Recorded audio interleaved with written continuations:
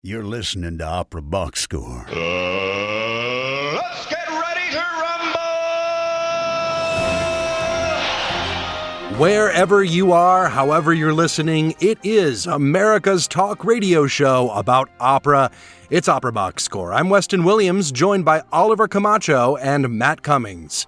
All right, this week, Grammy-winning tenor Nicholas Phan takes a free throw on finally winning that Grammy on his 5th nomination for his performance in the OBS Hall of Famer Kaija Saariaho's Adriana Mater, which gets us thinking about Grammy-winning opera recordings. In Chalk Talk, we take a look at the history of the only Grammys category that matters, Best Opera Recordings, which winners have stood the test of time, and which recordings are the equivalent of Oscar winners like Crash or Green Book.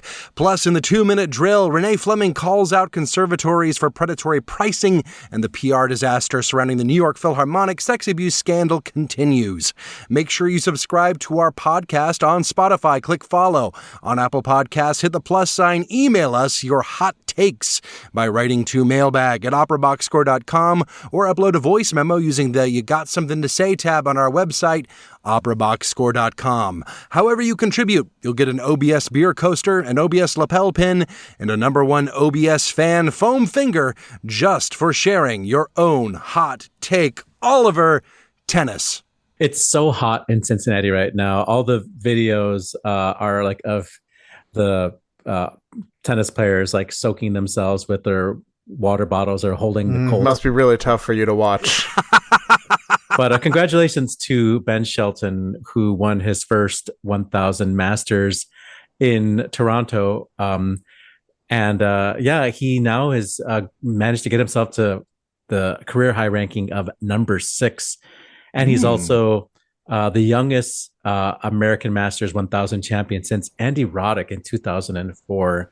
Is he going to host SNL too? That's where one of my favorite sketches in history is about Anne Hathaway pretending to be Mary Poppins. It was so funny. I would love for us to do a collab with Andy Roddick on his podcast. Like if somehow I can get him into opera. He's hilarious. He's a really, really smart guy and he's hilarious.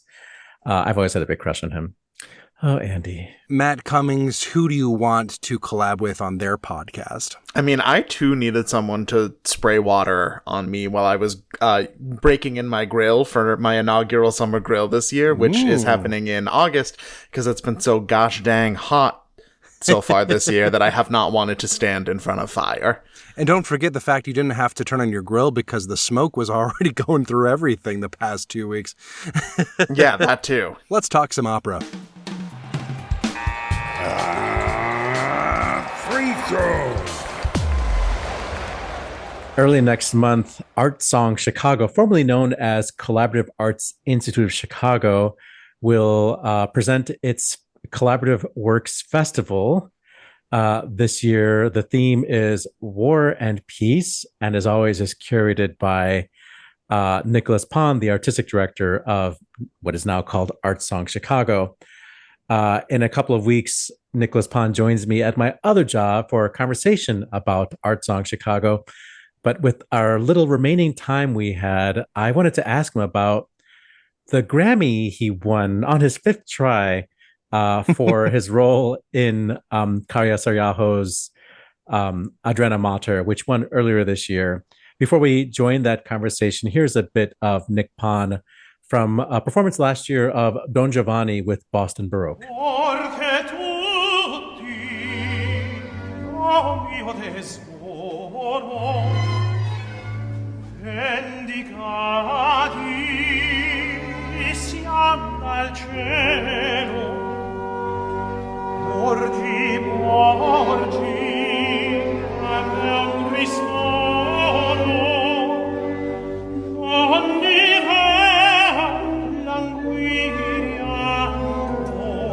My guest today is Nicholas Phan. Welcome to Opera Box Score. Thank you for having me.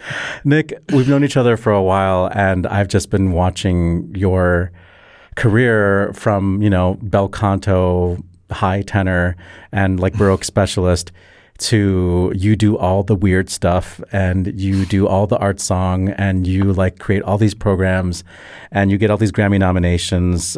Your brand has definitely I don't say it's so much as it's changed, but it's become so specific. Like you're the person that, you know, Nico Muhly calls, like, I want to do this. So like, or, you know, Joel Puckett, there's a new album coming out shortly, like where you're singing, you know, very new music. And along those lines, you just won a Grammy for doing just that.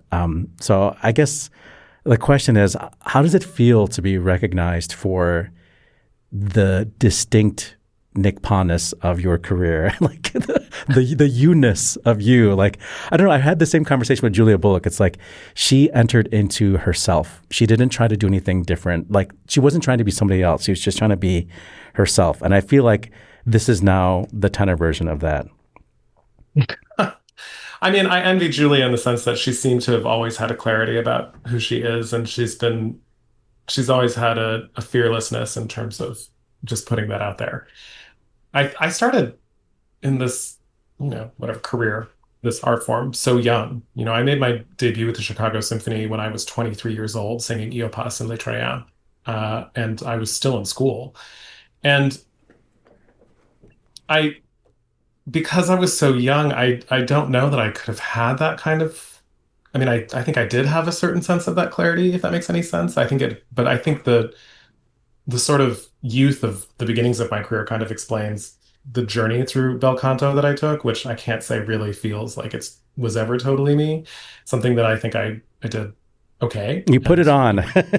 Yeah, I mean, I did it well enough to, you know, be employed doing that and to have a lot of fun doing some of those productions. But, you know, the song world and the sort of new music and the sort of more adventurous stuff always is the kind of thing that really spoke to me. I think I was raised in a way that taught me to whom much is given, much is required. And so I've always sort of viewed like the musical gifts that I've been given as a sort of responsibility, and one in which like that's the way that I can impact the world around me, hopefully for the better. So, you know, to win the Grammy, I mean, it's such a surreal experience. Is it your fourth nomination? It was my fifth nomination. Your fifth nomination, okay. Sorry, I didn't mean to leave one off. No, it's okay. That's okay. This year I was nominated twice, and they were respectively the fourth and fifth. And I guess fifth time's the charm. Yeah, and I don't know. I mean, it means a lot to have that kind of recognition. And you know, awards are a funny thing. They mean things and they mean nothing at the end of the day, because ultimately it's the work that really means something, and the work that sort of has to take priority. You know, and especially being a live musician, right? Like the things that we do and the work that we do is fleeting. It's on to the next project, and you know, you're kind of just constantly moving forward. But I don't know, it was an emotional day. When you were working on Adriana Mater, did you sense that this was going to be something that would resonate with the audience and with the critics? I mean, I'm gonna be honest with you, like the audience knows that on this podcast I'm like the most conservative. Like I will listen to everything and I will, you know, judge performances, but I'm not the most intellectual. And I feel like Saariaho is using techniques that I don't understand yet. I can see that. You know, well, one thing I will say is that the piece is so demanding musically and vocally speaking that it's hard to be thinking about what people are going to think, because you just have to kind of give it your all. Otherwise, it's not going to work. And it's very consuming in terms of the process. And, you know, we recorded it as part of performances that were taking place at the San Francisco Symphony. And so, you know, it was staged by Peter Sellers.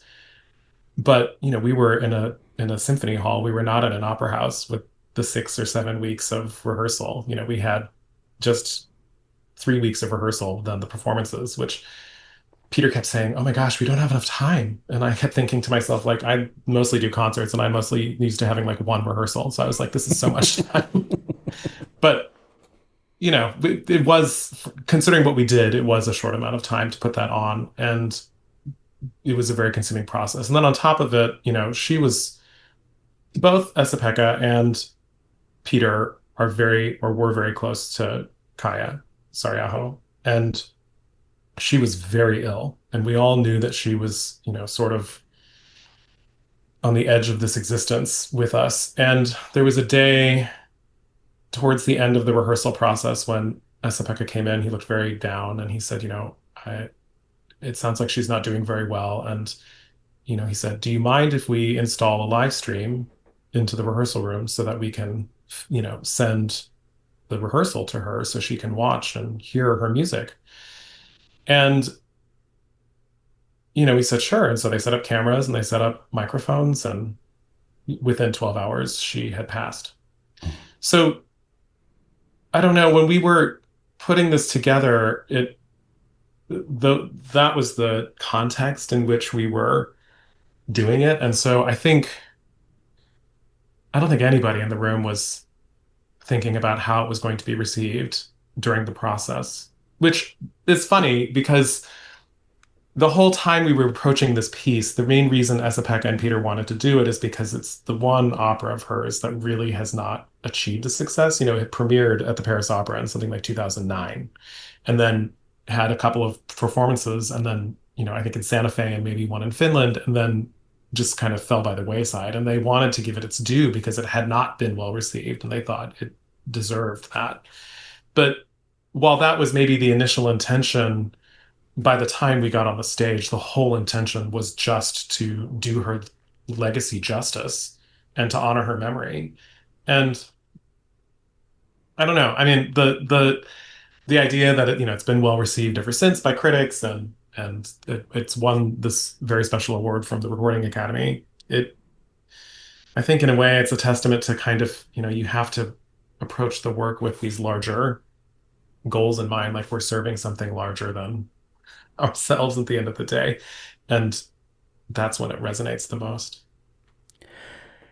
I feel like that's a great stopping point, but you said something right as you were describing this process about the current state of your career is, as a curator, as a presenter of unique programs of singing, recitals and singing concert music, and doing world premieres at the same time.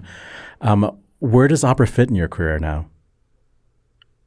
Well, I'll be making my debut at the Rome Opera this fall. We're doing Adriana at the Rome Opera in the fall. So, I mean, it still figures. Most of the time when it appears, it's in concert. I mean, I've done tours of things like Aria Dante still, and things like the Adriana project and Candide's in concert. And, I think it's something that will always sort of feature. I really feel like opera is very important for a singer, a classical singer, especially because it's the thing that just makes sure that your foundational technique is there. You can kind of fart around in sort of artsy-fartsy land with song things, and suddenly you'll realize you're tying yourself up in knots because, like, it's not your decisions and your artistic choices are not being supported by your technical operatic foundation. That is the thing that allows you to sustain unamplified singing for a long period of time. So there's just sort of that basic technical thing about it that I just think it's always important to maintain a fair amount of it in the schedule, or at least some of it in the schedule. And then, I don't know, I mean, something that was really special about Adriana was that it was the first, well, actually, I'll say this. When I make my debut at the Rome Opera in the fall, it will be the first time I have sung in an opera house, doing an opera, since 2015. So in 10 years. And while I've done opera since then in concert and semi-stage things here and there, it will be my first time back in the opera house in that way. And something that feels special about the opportunity to have been a part of this Adriana project with Peter is that it was a reminder of how much fun it is to be on stage and to be on stage with other people portraying another person aside from yourself and kind of be in the theater.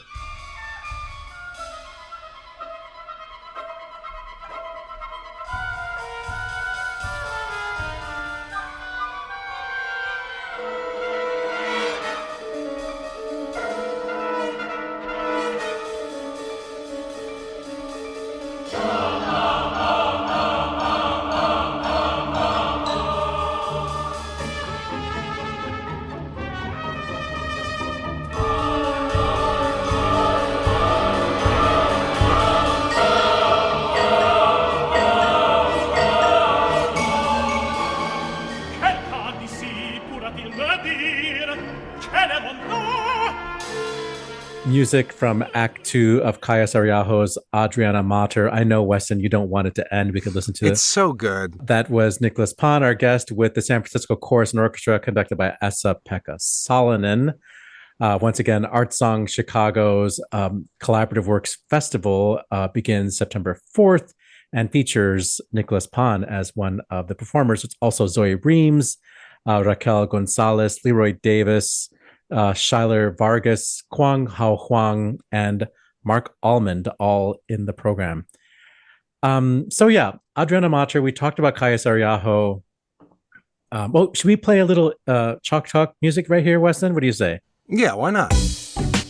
Chalk Talk on Opera Box Score. Are we going to keep that impromptu segue? It's such a clean segue. So well thought out. So well, a peek behind the curtain if this doesn't get cut in post. We actually script word for word every single thing we say on the podcast. So that was that's all been on obvious purpose. for years. Since we're in the summer doldrums of opera, there's, the only thing that's left right now is Santa Fe Opera, which we've covered extensively. And we can cover some more if you'd like. But we thought he'd have a lighter show and visit with the Grammys on opera, a category that has been awarding Best Opera since 1961. Yes, before that, it was a combined Best Classical Performance, Choral, or Opera. And they only did that once. And then they switched. So we have 39 plus 25 is what? 64 operas that sort of tell the story of what the Grammy voters think about opera. And in a way, it sort of shows us the history of recording. The recent history of recording. Well, yeah. I mean, just whoever's nominated and who wins sort of suggests where the zeitgeist is. They started off with a banger, Birgit Nilsson and Jussi Björling singing Turandot with Eric Leinsdorf conducting. And Eric Leinsdorf is a name that pops up pretty regularly, as well as George Schulte, as we know, the winningest classical musician of all time. Herbert von Karajan also shows up quite a bit. Yeah, Leinsdorf won 7 Grammys. Not too shabby. What was surprising to me is the repeat operas that you see. Mm-hmm. You see lots of Ring Cycle. Wozzeck has a pretty darn good time all the way through. Your Puccini's and Verdi's, which I think are a little bit more expected. has great representation among the winners. Yeah. 2 Figaros, 2 Cosís. Anytime anyone tried to do Les Troyens, they got an award. just for getting through Les Troyens, presumably. Carmen has won twice. I will say that in the winners, and not in the nominees per se, but in the winners, I don't really see any bel canto operas. A handful in the nominees, but no, it's very Wagner and Verdi heavy. I wish I'd had more time to do a regression and calculate exactly how many of the nominees and winners were born in 1813. If you're listening right now and just find all the opera, nominees and winners and break that down in a visual way, I mean, we'll send you the number one OBS fan foam finger, and we'll really mean it this time because I would love to see the breakdown. And I will say there is an obvious Meryl Streep of the opera, Best Opera Grammy, and that is Leontine Price, who shows up between wins and nominations practically every recording that she made. Is represented from the first Schulte Aida in 1963, then the next year on the Leinsdorf Butterfly, then the following year on the Karajan Carmen, then she doesn't win, but she is nominated for Forza del Destino the next year, and then I believe it is all the way until 1967 where she doesn't show up in the nominees, and that is not the end of her stomping. And the only operas that are pre-Mozart that have won are the Semele with Kathleen Battle and Marilyn Horne, conducted by John Nelson, and the Boston Early Music Festivals, Charpentier, The Descent of Orpheus into the Underworld. That said, there are 2 other recordings that sort of have an early music slant. one of the Figaros, the most recent Figaro to win, conducted by Renee Jacob, and John Elliott Gardner's sort of early music-ish version of Rake's Progress with the Monteverdi Choir. And It's a very good recording. Yeah, it's a great recording. But let's pick a topic here. I want to talk about the Mozarts, and by looking at these 4 Mozart winners, we can sort of understand the progress of Mozart recording. And Oliver, doing some digging, I found our secret 5th Mozart is from that before the opera and choral wins were differentiated, and the Leinsdorf Marriage of Figaro is the 5th Grammy-winning Mozart. Interesting. Is that the Anamofo and... No, it's the Lisa della Casa, Roberta Peters one. Oh, okay. I could listen to that one. I'm sure I've heard it before, but it's not one that I go to pretty frequently. And I do have, like, if you could see behind me, this is not a video, I have like at least 12 recordings of Marriage of Figaro. So let's start with the earliest, 1969, Così fan tutte, with Eric Leinsdorf, darling of the Grammys. The cast features 19 prizes for Fiordiligi, the love of my life, Tatiana Troianos singing Dorabella, George Shirley, icon, as Ferrando, Cheryl Milnes, wow, as it's quite a cast. Ezio Flagello as Don Alfonso. I hope I didn't get those backwards. And Judith Raskin as Despina. I love this recording. It's so quirky. I just think of this recording as a tsunami of sound. Like all of these singers, I would not consider to be Mozartians. I mean, Troianos did specialize in the role of Sesto in Clemenza. And I guess you could say she was a remarkable Dorabella, but just her tone quality is not really one and Cherubino for that matter, but her tone quality is not one we associate with Mozart singing. It's so muscular. No, Leontine did a Donana here and there as well, Yeah. but really that you don't think of someone with that much like really urgent, like smoky vibrancy in their voice as a Mozart singer. Usually something a little bit more refined. Yeah. Well, here's a little example of what at least 2 of those voices sound like together, with just so much vibrato that you sort of lose you lose the story. This is the second act duet for Dorabella and Fiordiligi.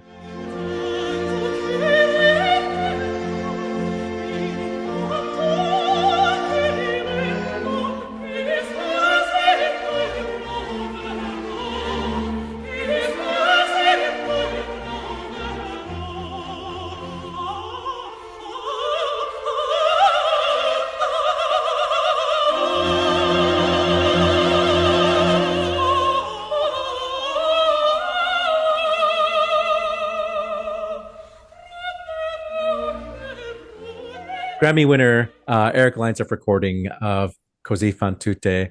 And that brings us to the second Mozart win, which happens for Così fan tutte in 1976. This one conducted by Colin Davis, who became known as a specialist in Mozart. This one has a pretty interesting cast. Janet Baker, yes, Mozartian. Ileana Kuchubas, yeah, Mozartian. Not usually Mozart Subrat, but you know, she's taking a risk here. Nikolai Gedda, sure, he can do anything.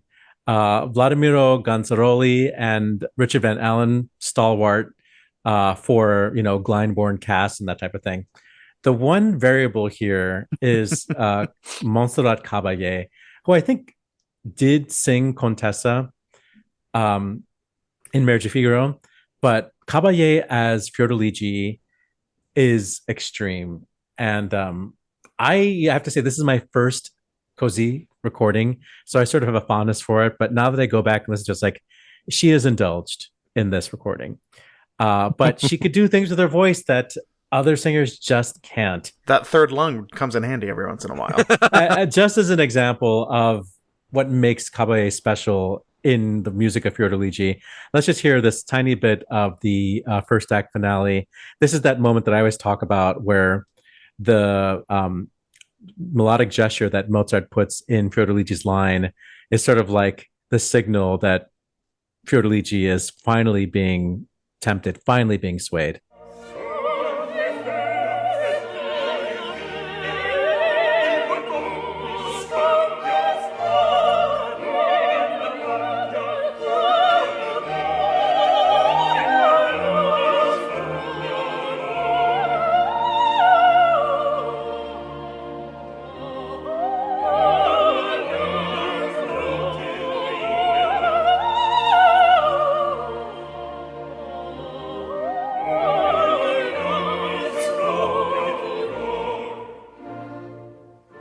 Mozart Caballé as Fiordalici in the Colin Davis Grammy-winning recording of Così fan tutte from 1976. The next Mozart recording to win a Grammy is a favorite, an all-time favorite. It looks like in 1984, two operas split this category. It's a tie. Yeah. I'm sure they got Ingrid Bergman up there. Well, the actual recording that won is this iconic Figaro, conducted by George Solti. Matt, you want to say something about this? This is my favorite Figaro. I love it so much. It's just an all-star cast. The Countess of Kirita Kanawa is so like creamy and luscious, and it contrasts really nicely with like that bright kind of knowing gleam in her voice that Lucia Pulp has in Susanna. I love the way that their voices sound together in all the ensembles, where you can always tell not only who is who, but like where each of their characters are coming from. Thomas Allen makes the Count's aria that so many people we've heard struggle through sound like a cakewalk. You get deluxe casting of Frederico von Stade as Cherubino. I famously never really pay attention to who basses are. And that's why I can't remember that it's Sam Raimi, but Sam Raimi's one of the good ones. Yeah, and Kurt Moll as Bartolo. That's incredible. Oh, Kurt Moll. I have to say that, we had the Colin Davis, who is considered to be, a Mozart specialist. But I feel like this goes a little bit backwards with the Solti. I mean, I think later on in Solti's career, he began to be more strict with himself about, the scholarship that's been done on Mozart and 18th century opera in general. But here in 1984, or I guess probably recorded in 1983 or 1982, this is a decadent Marriage of Figaro. It is. I mean, like, there are definitely moments where it indulges in decadence, but I wouldn't say that we're going all the way back in time to like the Giulini recording, or like right. those Symphony of a Thousand Messiahs by Thomas Beecham in terms of like how out of sync with the style it is.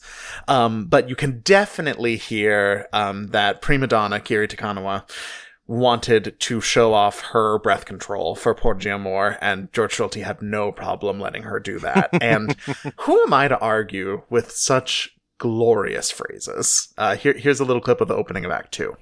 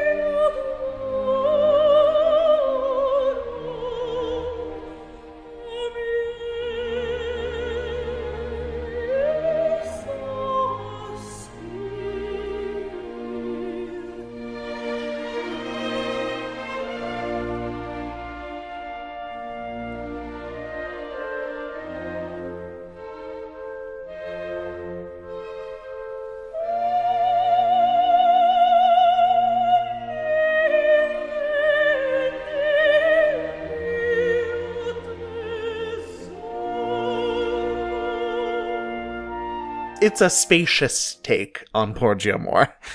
But just in terms of like how Kirita Kanawa just bloomed her tone on those phrases, and it's already a beautiful tone to start off with, but somehow she makes it more beautiful in the middle of those phrases. It does feel like a very Richard Strauss inspired reading of Mozart. Those are singers.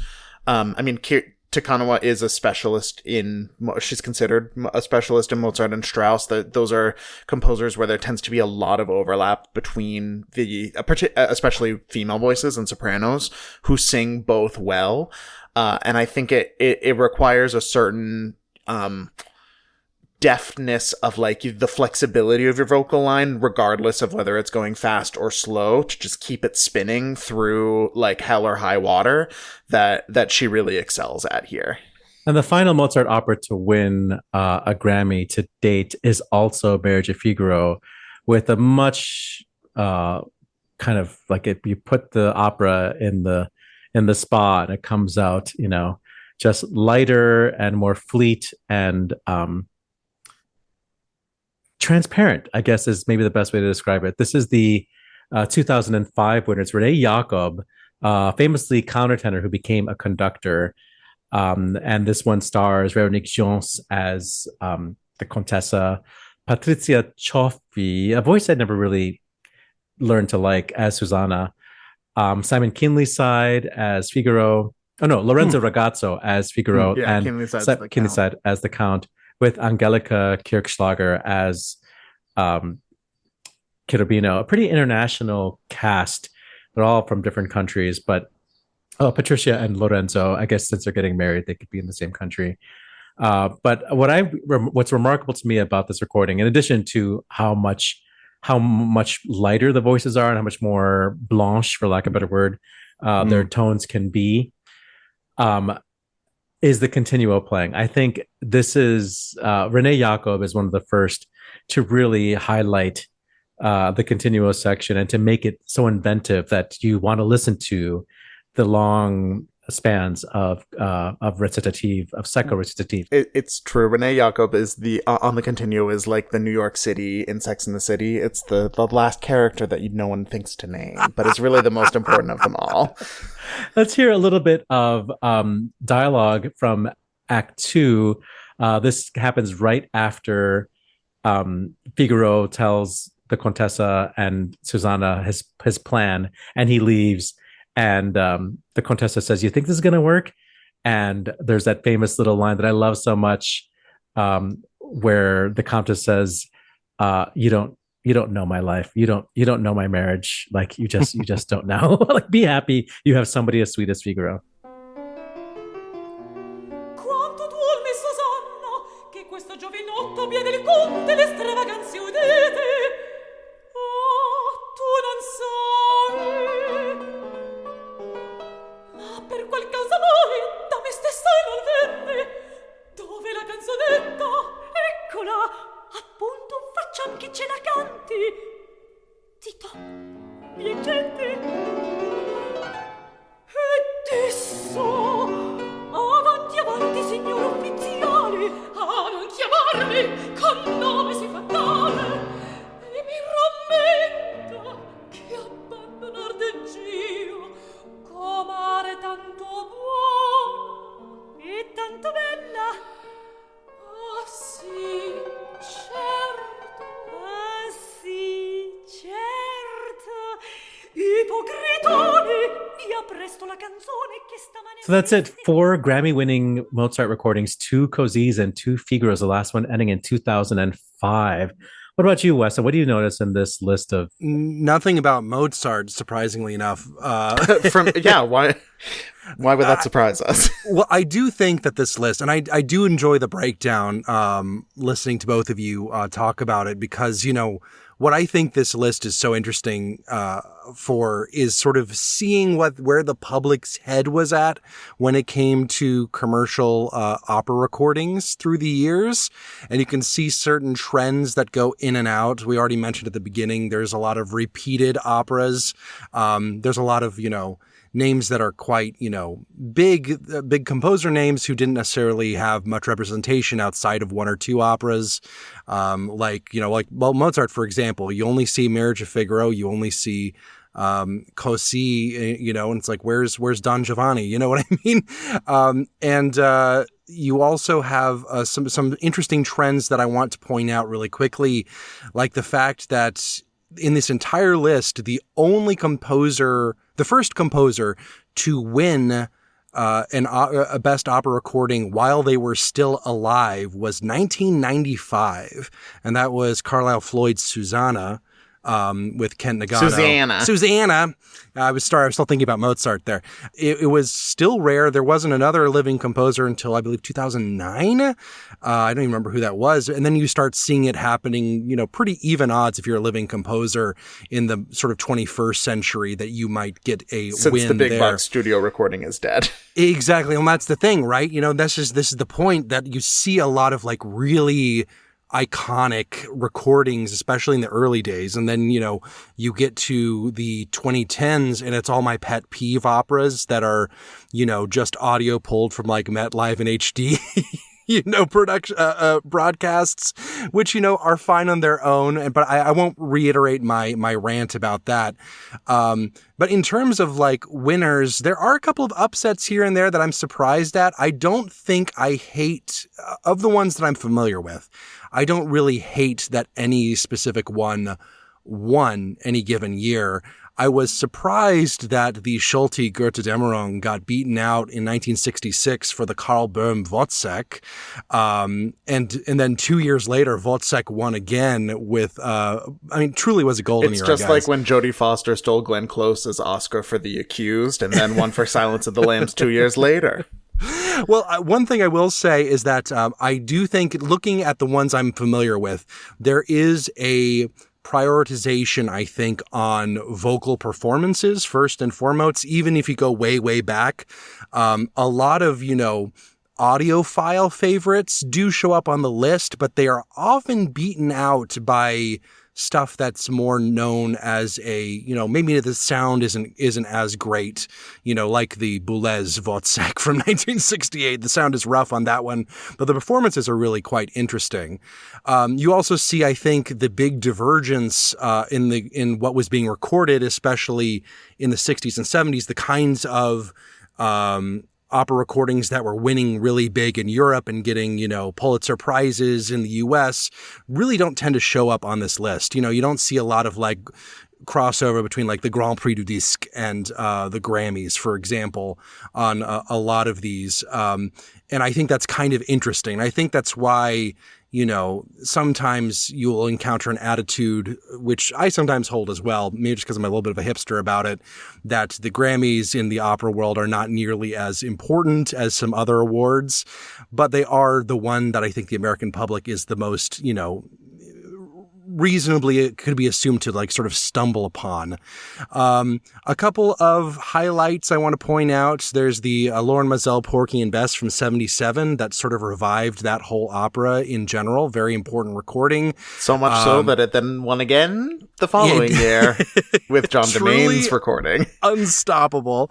I want to shout out the Hall of Fame Schulte Frauen Schatten that we did the deep breakdown with Harry Rose with back in the day. You can check out that like 5-part series we did on that. It was really shocking to me that he didn't win for his Rosenkavalier, Elektra, or Salome, but but Die Frauen Schatten was the one that got him over the finish line. Yeah. I will say up until the 21st century, there is not a lot of, like I said, pretty much everything here is standard rep up until the 20th century, except for I guess this is also 21st century, but this is 2001. Kent Nagano's recording of Ferruccio Busoni's Dr. Faust, which is a recording that I love. I think this know is if a I would fantastic call recording. Benvenuto Cellini standard rep, but definitely by a standard rep composer. I think more people know Benvenuto Cellini than they do Dr. Faust.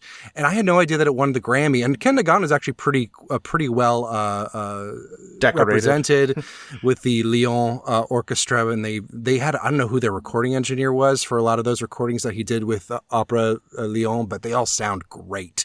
I do want to play one little clip since you guys got 2 Mozarts each. I do want to play a little bit of that Dr. Faust. This is the prelude from that recording. Now, I think this is a really special opera, and I'm so glad that the Grammys had a moment where they were in line with my way of thinking, which so rarely happens in 2001, because back when I was in undergrad, I had an opera radio show, surprising no one here, and I was always on Facebook engaging with the audience during the shows live. That was my whole thing. And my audience was mostly people I'd known in high school, like opera neophytes.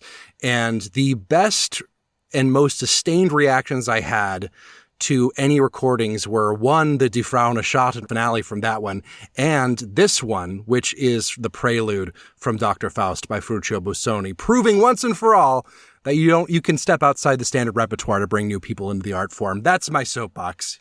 Here's the recording.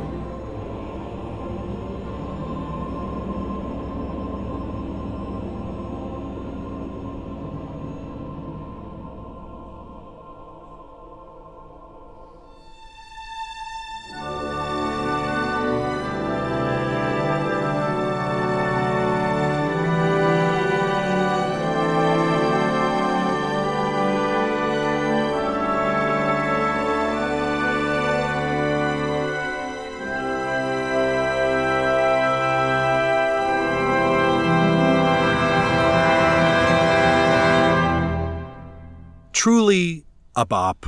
Matt Cummings, do you have any other highlights you want to bring out of this? Not necessarily. Actually, a couple lowlights to me. One is I have to get up onto my soapbox and say that I'm not quite... I think maybe the Grammys can be swayed a little bit by star power every once in a while. Yep. And people are going to gasp when they hear me say this, but in 1972, despite my ever-enduring love for Leontyne Price, I really don't think that her second Aida is worthy of the top prize that year. Grace Bumbry sounds fantastic on that recording, but I don't think that really anyone else does, and the sound is not very well designed, and it beat out two of the absolute best recordings that I think have ever been made. One is the Julius Rudel Manon with Beverly Sills and Nicola Gedda. And the other is the Giulini Don Carlo with my queen, Shirley Verrett, tearing it up. So pour one out for them for their losses 50 years ago. I wanted to just acknowledge that in 1988, Kathleen Battle was in the category 4 times for singing Susanna in The Marriage of Figaro under Riccardo Muti. Thomas Allen taking the role of Figaro, which is bizarre. That is bizarre. Then she sang Blondchen in The Abduction from the Srali with Schulte, which has Gruberova giving a kind of impossible to compare performance of Constanza. Then she sang Zerlina in one of my favorite recordings of Don Giovanni with Agnes Balza. It's a cuckoo bananas recording, but it sounds great. So good.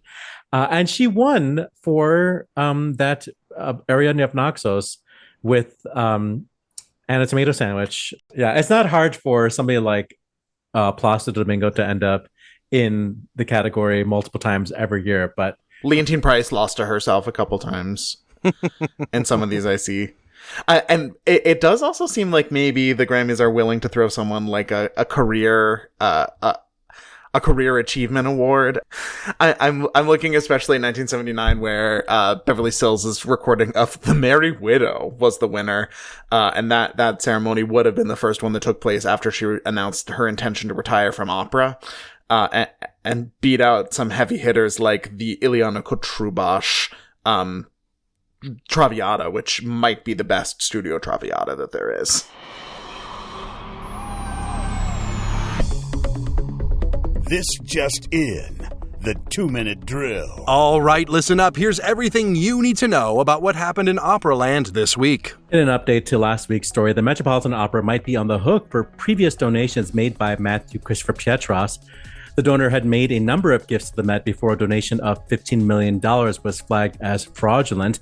Now there's concern that any money that did go through might have to be returned to rightful owners Gregory Soros and Courtney Sale Ross. Tina Vidal Duarte, chair of the board of directors of Florida Grand Opera, has ties to Alligator Alcatraz. Vidal Duarte's husband Carlos Duarte is the president of CDR Companies, one of a handful of contractors that helped build the facility. The couple has also donated millions of dollars over the years to Ron DeSantis' campaign efforts and to Republican causes more generally. Cool. Recently unsealed court filings have revealed even more about the alleged sexual abuse of Kara Kaiser at the hands of New York Philharmonic's Liang Wang and Matthew Mucky. According to the filing, Wang advocated for Kaiser's removal from the orchestra in retaliation. Quote, "My whole career was derailed by that," said Kaiser in response to the report. "They didn't care, and they didn't bother to look into it." Meanwhile, men in artistic leadership roles, past and present, have refrained from commenting on the investigation. British soprano Lucy Cox is calling out the misogyny in classical music against women who choose to have children, calling the government-mandated £9,000 a year maternity allowance as unsustainable. In an interview with the BBC, Cox also advocated for the UK to guarantee better compensation for female musicians, to make up for shortfalls around pregnancy, and to have better protections for those who speak up against harassment. In a video going viral on social media, Renee Fleming railed against the financially predatory singer training industry. Given the climate right now for opera and classical music performance, which is what I know, I think there are far too many universities and colleges taking money from young people who shouldn't be. And then I hear people who really have no business majoring in voice, but the schools take them anyway. I once asked someone at a major conservatory, "How do you sleep at night?" I know that was a bit harsh, but he said, "Well, you know, a lot of people use that degree to go on and then major in something else." And I thought, wow, given what secondary education costs, that's a bit rich. The Royal Ballet and Opera is canceling planned performances of Tosca in Tel Aviv next year in the wake of controversy surrounding the company's handling of an onstage protest last month when a cast member unfurled a Palestinian flag during the curtain call for Trovatore. Chief Executive Alex Beard announced the decision to cancel the shows, citing an open letter that had been circulating around the staff that criticized the company's reaction to the humanitarian crisis in Israel and Gaza. Thousands of Israeli artists have signed a petition demanding an end to the horror in Gaza perpetrated by Benjamin Netanyahu's government. Signatories from the opera world included Israel opera music director Dan Ettinger, conductors Asher Fish and David Greilshammer, composers Chaim Permont, Betty Olivero and Ella Sheriff, and librettist David Grossman. Before our eyes, a horror of historic proportions is unfolding, reads the petition.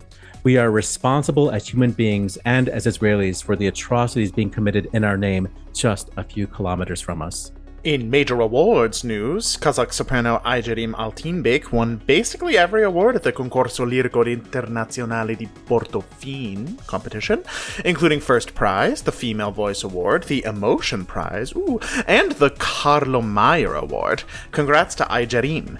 Also congrats to Joyce DiDonato, who received the inaugural Carmen Lira recognition of cultural brotherhood for her work in activism and artistic education. Said DiDonato, "This has been such a moving honor for me that you would create this medal and award and grace me with it.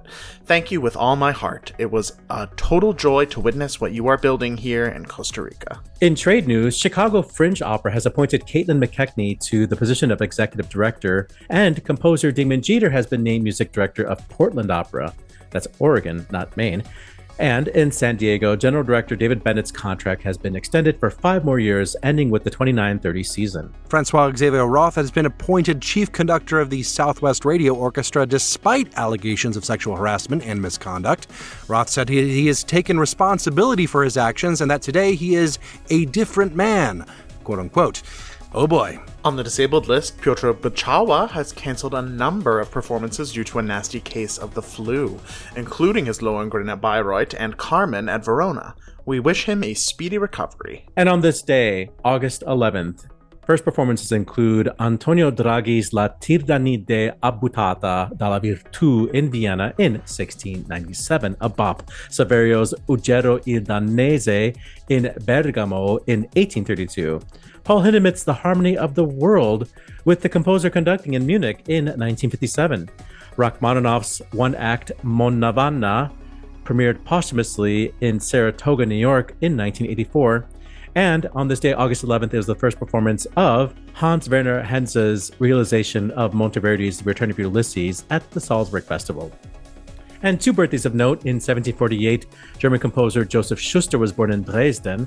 And on this day, August 11th, in 1929, it was the birth of Dutch mezzo-soprano Cora Kahn-Meyer, born in Amsterdam, who sang in the premiere of Milhaud's La Mer Coupable. And that is your 2-minute drill. Given the climate right now for opera performance, classical music performance, which is what I know, I think there are far too many universities and colleges that are taking money from young people who shouldn't be. I mean, I'm sorry. The thing that's, I think, criminal about that is that somebody recently said to me there should be an antitrust suit because these kids will all have debt. They'll all have terrible debt when they get out of school.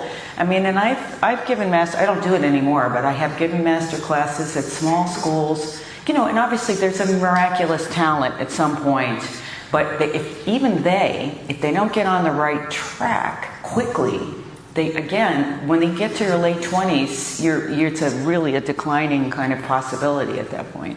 But, when I hear people that really have no business even majoring in voice, but the schools take them.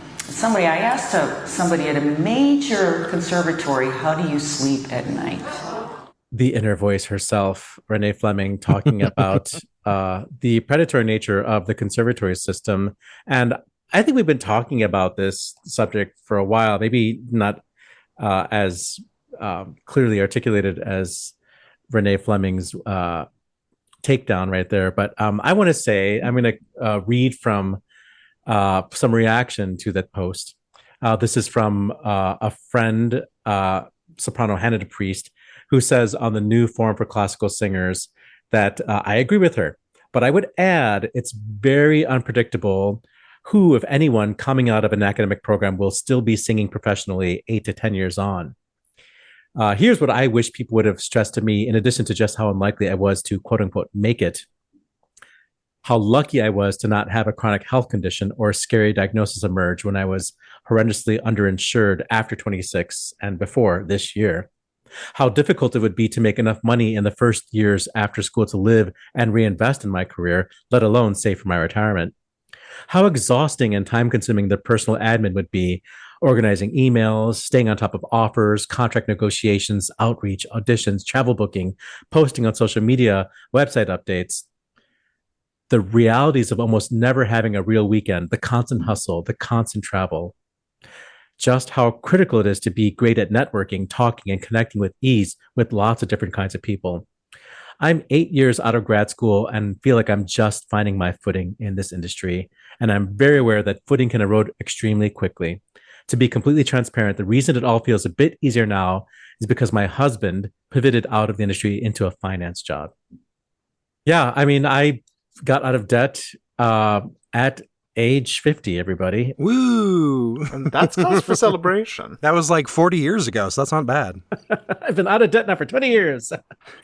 No, I mean, it wasn't all student debt, but, you know, when you are a freshman, at least at Northwestern in 1993. Which we all know because that's the year Tatiana Troyanos died. No. They were out there, those credit card companies, you know, sort of predatorily finding those incoming freshmen to give them credit card accounts. And so my student and personal debt sort of increased exponentially in my 20s. And I worked really hard to pay off the student debt, but I feel like the credit card debt that came along with it was what followed me, you know? Yeah, in some ways I think that the conservatories themselves are a little bit of a convenient straw man for like the whole industry, because it doesn't stop once you're out of college, nor is college even the real problem here. But, you know, it's having to constantly have very nice and typically very expensive clothes and fly all over the country, or have enough money to pay for rent in New York for 3 weeks while you're doing auditions, if you're lucky enough to even get them, plus the application fees themselves to even try to get the audition. So I do take her point that that people are giving false hope to many people who don't have a chance. I would be I also really agree with Hannah that that you don't necessarily just want to make the gatekeepers of that level the only ones who can determine what success for whom success is going to happen, because they're wrong a lot of the time. There are people who didn't get any attention in college who then go on to have amazing careers, and vice versa. So it's definitely a contributing factor, but it is not the only problem that we have here. Yeah. I think the problem of cost is very much a problem. I mean, you know, you don't have to be working in the arts to know that, you know, college is too expensive. My wife has a stage management degree that cost her 6 figures. And that is probably not something that she's going to ever really pay off unless one of us hits the jackpot, or if one of you listeners listening wants to donate to Opera Box Score in a very significant way. That there is something, I think, you know, deeply problematic with the notion of thinking of graduate school as being something that is just there to give you a job. But at the same time, if you're going to spend that much money, it has to kind of deliver financially in a way that it simply is not. It is really a universal problem, unfortunately, and one that I think we are on a crash course with, even outside of this industry. And speaking of problems with, you know, that we can't solve, just us 3 boys, let's talk about sexism and sexual harassment. This has been a rough week for the 2-minute drill. Let me tell you what, just one after the other. The Vulture update to the New York Philharmonic sex scandal story is such a tough read. And it was tough even before we knew all of the new details. And we didn't touch on all of it in this because it gets quite graphic in certain places. But I recommend, if you have the stomach for it and can get past the Vulture paywall, it is worth looking at how Kaija was really sort of pushed to the side and like not really like thought of seriously. Clearly, you know, there is a lot going on even beyond these two men that enabled consequences for her, you know? Just how much evidence against them was written off as he said, she said. It was very, like, really stood out, which is not going to be news to many people listening to this and their lived experiences, particularly for women who have experiences that I can empathize with, but not sympathize with. But it's really disheartening to hear that the lawsuits, that the way that the lawsuits are continuing, and they're trying to throw every trick in the book at the findings of Levy's investigation, with accusing her of bias and deflecting and writing off red flags that really should have been paid attention to long before we got to where we are now. We'll have to continue this conversation with a woman. Yeah, I know. It feels great. And like, we also don't want to remain somewhat of a show that you listen to with your kids in the car. But yeah, if you do have the stomach for it, do figure out a way to read that entire article. And it's upsetting to think about what these women had to endure just to be even taken seriously, and what it did to their careers. And it's disappointing that the leadership at the New York Phil is not, you know, speaking against this and not condemning it, even though there's probably some like way they can't, because that's all allegations and there's still lawsuits. But we would love to hear from, you know, Gustavo Dudamel, you know, once he starts his new job, saying, you know, we're done with this. Like, let's, you know, call this out, and let's not let this happen again. And he's brand new with the Phil. I don't even know if he's even started yet, but, you know. Yeah. Anyway, next week, I think our interview guest is going to be Anne Majette, and she's joining us to talk about something else that she's doing. But I hope that she's willing to comment on this situation, because she's one of the first people to bring up these topics, and you know, when she was writing for the Washington Post. Well, other disappointing things, I mean, there's so many. Obviously, the Florida Grand Opera, you know, having ties to Alligator Alcatraz, not terribly surprising, given that, you know, there is always a certain amount of, you know, rich donors and board members. They get rich somehow. And if you're in Florida, they get rich in a very Florida way. But you know, I don't want to sound like I'm hating on Florida too much. I acknowledge that as an Alabamian, I have a profound anti-Florida bias. But I wouldn't say that that's coloring your opinion here. In this case, yeah, I think the having connections to a concentration camp is not a good look. And I think that we are at a point where a lot of arts organizations are going to have to start giving up money from some of these people. And that's a tough thing to say, but it's something that if you're listening and you're able to like make that happen and, you know, stand up and not blink against people like this, I think there is a moral obligation. Let's wrap the show up. Good call. Bad call on Opera Box Score. Good call, bad call. God, I hope we have a light one. Let's start with Oliver Camacho. If you're listening to this on the day that it drops and you're in the Chicago area, the Ravinia Staines Music Institute program for singers is reaching the end of their program this summer. And one of the highlight events that always happens, which seems to be happening for the past couple of years, is that Graham Johnson comes to Chicago and works with the fellows, and then curates a leader concert and gets up and talks about the songs before each set. And it's just great to be in the same room as Graham Johnson and to hear all the brilliant things he has to say. That event is this coming Saturday. I guess that would be the 15th of August. Is that the Saturday? The 16th of August at Highland Park's Ravinia Festival. It's an afternoon concert that starts at 1:30. I'll see you there. Matt Cummings. Throwing out yet another bad call for myself for liking it and for HBO for not letting it go on forever, that I won't be able to distract myself from today's robber barons who are funding concentration camps by watching the original robber barons build captains of industry and ask who's going to go to which ball and which opera house should the rich people go to. And I definitely will be missing impassioned monologues by Carrie Coon and over-the-top pronouncements by Christine Baranski, most of all. So come back soon, Gilded Age. Also, an amazing showdown between... I haven't watched the finale yet, so no spoilers. Oh my gosh. But I'm preemptively very upsetter. It's very much upset. like Bill Bastarda di Bolena moment that happens. It's awesome.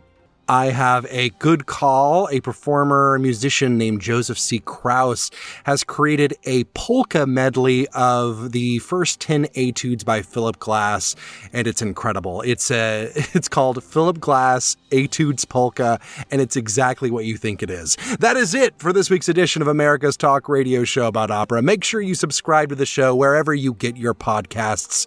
Get your voice heard and find links to stuff we've talked about at our website, operaboxscore.com.